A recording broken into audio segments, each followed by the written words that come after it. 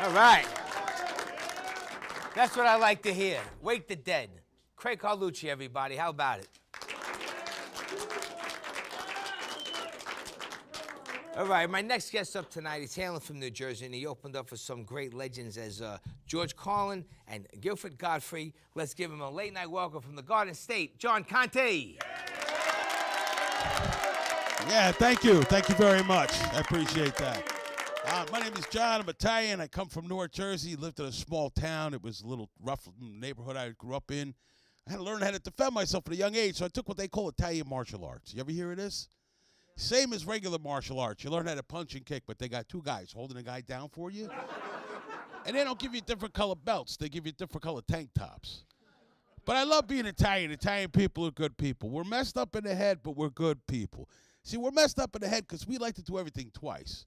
We like the upstairs so much, we build it again in the basement. I'm not shitting you. I didn't know we had upstairs till I was like 14.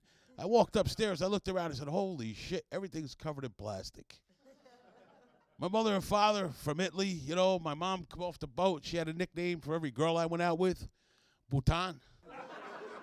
For those of you that don't speak Italian, it means, nice girl. My father, he had a saying all the time, it would be like, we had 5 kids in the house. It would be like, Dad, you know, can we have this and that? Can we have that? And he'd be like, what am I going to pay it with? And peel and ghoul means the hairs on your ass. All right? Because you see 5 kids in Toys R Us going, hey, Dad, how many hairs is this thing going to take, huh? But it's good.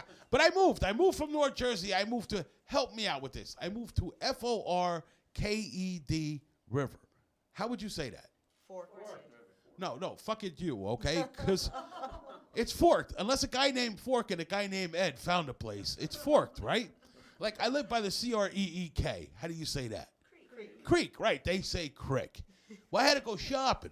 When I first moved down there, I went to what they call the Pervert Mall. It's called the Pervert Mall. It's down in Hamilton. They call it the Pervert Mall because it's got Dick's, BJ's, and Siemens. All in the same place. This is true, folks. I'm not hitting you here. So I went to park my truck, right? And I go to park, and some guy hits me. And I look in my rearview mirror, I notice this guy's got a handicap sticker hanging from his rearview mirror. And what do you say to a handicapped guy when you're in a car accident? Like, are you any worse? Right? Because they're a little messed up to begin with, right?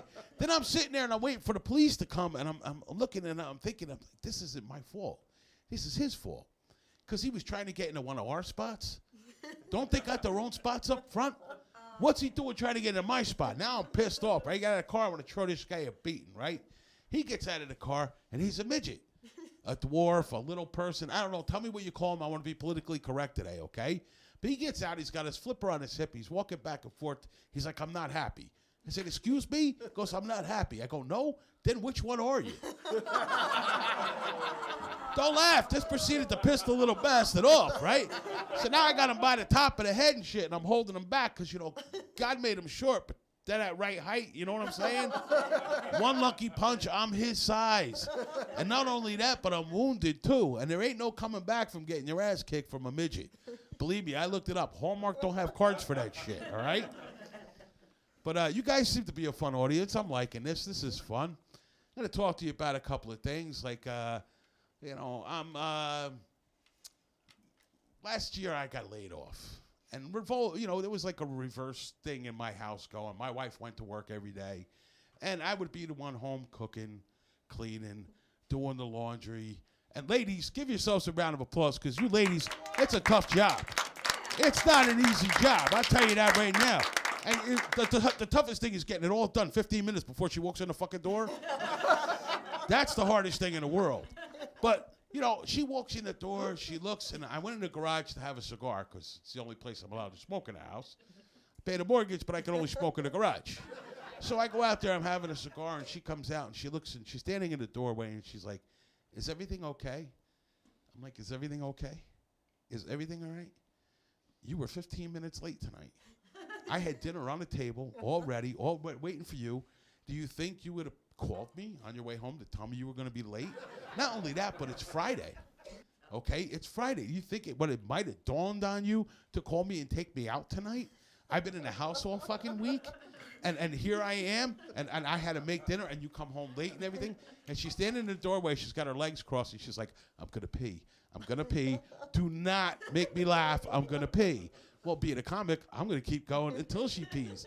And she goes, well, go ahead. You're the one doing the laundry now anyway. So, but that's my life. I got some messed up friends. My friends called me up one time. They go, hey, come on. We're going skiing. My same reaction. I said, no, fat guys, we don't ski. They're like, hell with that. So we take me up to Vernon Valley, Great Gorge, right? Upstate Jersey. Now, I ain't never been there before. I show up. I got jeans, work boots, flannel shirt. $2,785 later, I walk out. I have white ski boots, white ski pants, white ski jacket, mittens. I look like the freaking Michelin Man when I walked out of there, all right? So they told me for $35 they're going to give me 3 free lessons. So I'm trying to figure it out. My friends are like, hell with that. We'll teach you. Lesson number 1. Here, drink this bottle of Southern Comfort, this big. So I go, well, what about lesson number 2? They go, when you finish with lesson number 1. So 15 minutes later, I am ready. So I get to the top, and what's with all the names up there? They got Big Bertha, Mount Olympus, Kamikaze. I took the one over there. It said, this trail closed. So I'm getting ready to go down, right? And I see everybody doing this. Not me.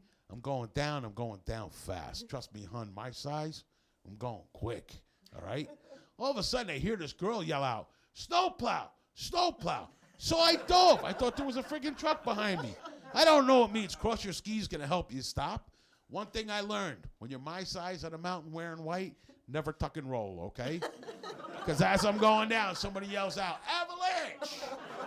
And to top it up, I go to get up. Some guy goes off my back and goes, what a mogul. What the hell's a mogul? Still trying to figure this shit out. But these are my friends. Thank you very much. My name is John Conte. All right. Yeah. All right. Comedian John Conte.